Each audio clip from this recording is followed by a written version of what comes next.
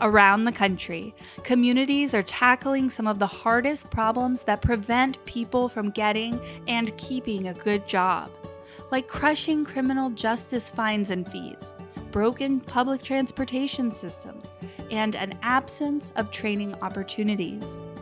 These kinds of complex problems require moving beyond traditional train and place approaches. They require a systems thinking mindset in order to go deeper, to truly understand how the problem works and create better solutions.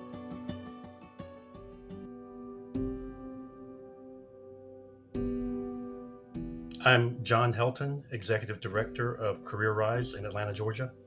The problem we were trying to tackle with our project was the fact that Metro Atlanta has historically ranked so poorly in terms of economic mobility when compared to the top 25 regions across the country. And what that means is that it's more difficult in the Metro Atlanta region to go from the bottom to the top in terms of making progressions and wealth accumulation for our family in our region. When we began looking at the data, we wanted to take a deep dive and slice and dice the last 3 years of cohorts of people who had access to workforce innovation and opportunity or WIOA public workforce system.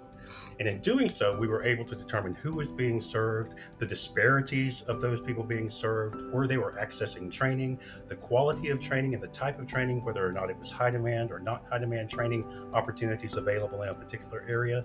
And then we used that as a baseline to start redesigning our system. Tackling the problem of access to the system and trying to standardize the 5 workforce boards work together, we used a human-centered design process. Human-centered design is recognized as kind of the gold standard in process development, particularly when you're trying to provide services to people in a human services or workforce development environment. Many times our systems are set up to serve the people that are actually administering or providing the services. What we're trying to do with our project is really flip the script and be able to look at that from the customer's perspective and provide a quality customer experience and progression for that person with the intent and the understanding that increased access creates equity. And that's what really our vision for the continuation of that work is, to use this as the seed, and it has indeed planted a seed for our continued work around expanding access and helping people enter the system and be supported in training programs as they attempt to do better for themselves and for their families. Are you ready to change the conditions and barriers that are keeping problems in place? Our new toolbox helps you adopt a systems thinking mindset.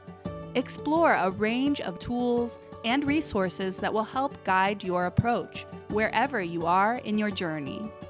Learn more about systems change and how the National Fund Network is transforming communities at nationalfund.org.